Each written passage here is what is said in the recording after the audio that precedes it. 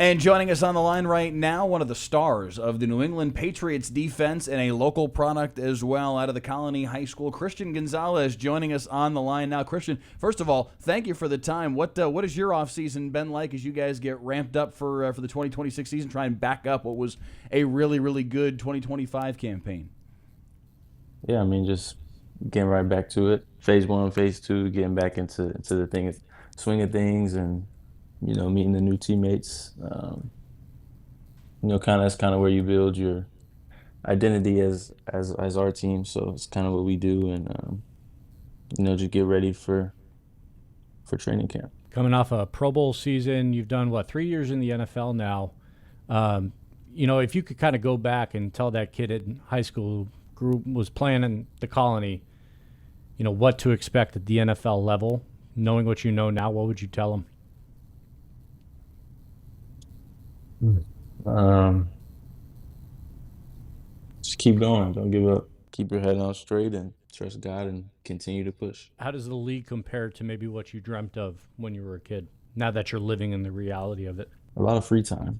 I didn't realize you get a lot of free time, especially right now. Sometimes you get jam-packed days of working out and media and appearances, but then you got days where you have nothing, and it's kind of it's it's different to be to be grown and have really nothing to do. So How do you de-stress after a long season? I know we talk about how punishing football seasons can be, but going all the way to the Super Bowl, you've played the entire season practically. What? How do you de-stress? What do you do to get away from it? yeah, I didn't realize how long of a season, how much that took, because I mean that was the first time we got to the playoffs in my career. So I mean, just take time away, get out the building, be with family, friends, sleep in. Finally get to sleep in after I don't know how many months of being up at 6 a.m. So you get to sleep until about 7:30. Your natural clock still wakes you up, but it's nice to wake up without an alarm. So everybody kind of has their own different thing, but me is chill, lay down, watch movies, play the game, be with my family and friends. So I know the Patriots fans really got a kick out of your social media post in advance of the schedule release with the hourglass. Looking ahead to the season, you're walking off the field there after the game against the Seahawks. What is an offseason like this like when you guys do get that close, when you do feel like you had a team that was good enough? And what is the yeah, level of dry? How different is this offseason compared to any other offseason you've had, high school, college, professional, otherwise, because you were just that close? How much of a motivator is this time period for you? yeah. I mean, it's hard. You think about it every day. I don't think there's been a day where I haven't thought about that game, about that run, about the team. It's always in the back of your mind. Anytime you're working out, you not even the back. It's in the front of your mind. 'Cause, I mean, it just happened. Like that's what you dream of as a kid, and to be right there and fall short. It definitely hurts and it stings, but you kind of get to see what the work it takes from the season, and then the off season, and I mean just continuing to work, study and do what you got to do.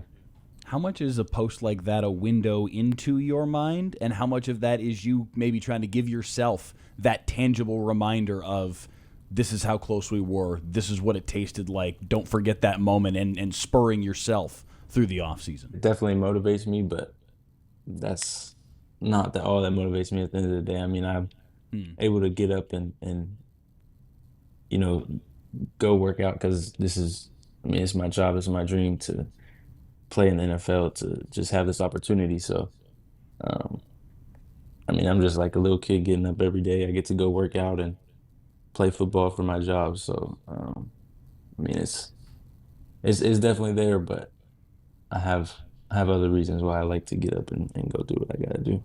Does that sort of soften the blow a little bit of, coming up short? Is you still are able to keep the perspective of I get to play this game for a living and make good money doing it and cement my legacy doing it. And are you able to kind of maintain that kind of viewpoint as you go throughout the off season, as you go in season? And I mean, if so, like, do you think back to like when you were a kid, or is that just little kid always still there? Yeah, definitely. I always try to do. I try to keep it in perspective. And I mean, you know, obviously the main goal is to win and win championships and you know, do what you do with your team. But like I said, like at the end of the day, I get to play football for my job. I mean, this is kind of just surreal sometimes, even that it's still like this. And I mean, that little kid, you get that little joy just going out on the field and you know, playing this game that you love. So We were Yeah. talking about it a couple minutes ago relative to your interest in fashion, and I've noticed how through your career you've used that fashion sometimes to send a message. You had the Bill Russell T-shirt, the Bobby Orr T-shirt, the David Ortiz T-shirt. How have you used that to maybe kind of signal some of the things that you either want to achieve in football, or what was the Pandering or- to the Boston fans. or was it just Yeah. that you, hey, I'm a fan of these guys and I appreciate what they did? yeah, I mean, it's kind of a little mix of both. But I mean, shout out to Bruce Thompson. He, you know, the creator of Dreamathon is he's done great work. He's worked with a lot of guys in the NFL. They've worn a lot of his shirts, and you know, we were able to connect and kind of just come up with an idea of let's go with Boston legends for each game and just roll them out each week, and you know, kind of pay homage and tribute to them because I know how big of a sports city Boston is, and I love it personally. Just being able to play a sport in that city is amazing. So just to show respect and have a little swag doing it. What do you think it would mean to you if you saw some kid wearing a Christian Gonzalez T-shirt somewhere, either this fall in Texas high school football or in the collegiate ranks, or somewhere down the line after you've accomplished all the things that you want to accomplish in this game? I don't know. I never even thought. I mean, I think it'd be cool for sure. That'd be pretty dope. I don't know. I never really thought of that for you. We bring it up all the time. Texas high school football has made such an impact on everyone's lives to some degree. To coming from this area and repping it. Obviously, you're repping Boston with the outfits, but repping this area for just in terms of your play on the field, where you've come from. What does that mean to you, and what is it like seeing Texas guys all across the league, even across your own roster? Yeah, it's awesome. I mean, everybody from Texas knows how proud we are to be from Texas, and especially we take pride in that Texas is the best high school football in the country. So, you know, we have those arguments every day in the locker room, and don't think they're gonna go anywhere. But no, it's awesome to just be able to see guys you know that I watched growing up that were a couple years older than me, and then you know, kind of paved the way, and then you know, be able to carry it and show I'm proud to be here, and then just other guys on the team. You run into guys in the league that are from Texas, and you know, you catch up, and it's awesome. So State your case. Well, what's if you're in that argument in the locker room and you're talking with some guy from Georgia, from Florida, from California that's trying to say, no, we got it better. What is your argument when you're having that conversation in the locker room and you're trying to rep Texas? Ohio too. Yeah. The Ohio boys are really proud of them. Seriously. Yeah. Yeah, I know about Ohio boys. You know, Vrabel is an Ohio boy, so he let us know every day. But I mean, just we're just better. I mean, don't even really gotta say nothing. You ain't gotta say too much. It's just, I mean, you're not playing a state championship at AT&T and it getting sold out. So that's one of my resting points. Who was the best player you played against during your high school days? Is there one that sticks out to you like, oh yeah, I played against that dude? I'm sure there's a lot of guys that would say you, but in the Good save. inverse, I mean, Marvin was always a great receiver. Marvin Mims, you know, yeah, he did okay. Marvin did great things at Lone Star, and he's done it in the league as well. So I mean, it's always awesome to see him do that.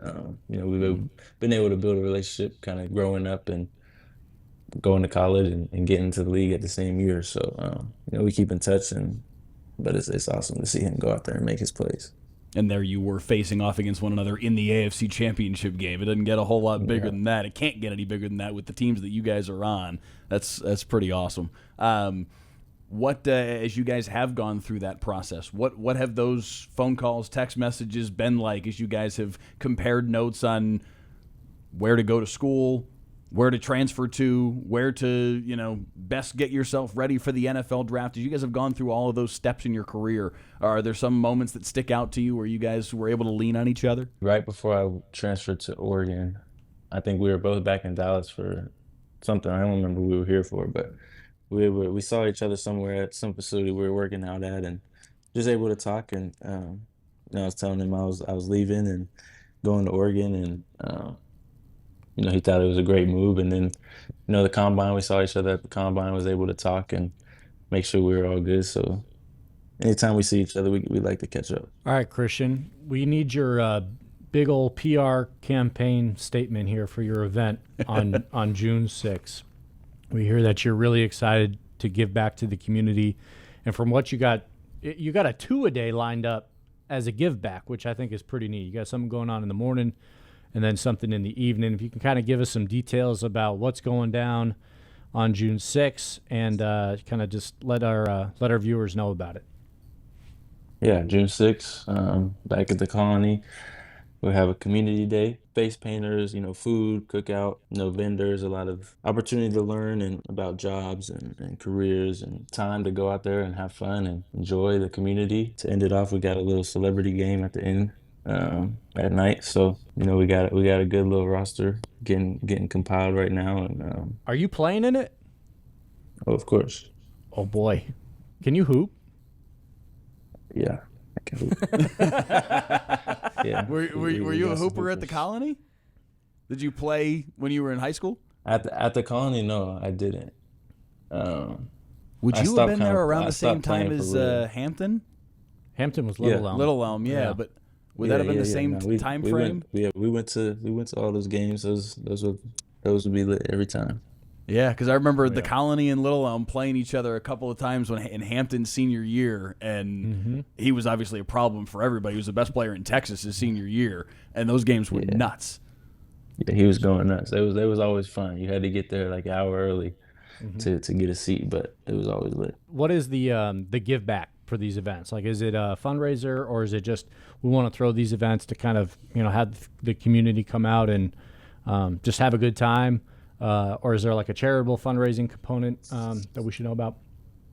Yeah, we're working with, obviously the community, just wanting them to come out and have a good time, but and also just when summer comes around, a lot of kids don't get lunches at school and can go hungry. So we're partnering with food banks and literacy month, and learning about being able to give back to the kids and the community. I love that you're doing this, and it speaks to what it means to you, because not everybody does this kind of thing.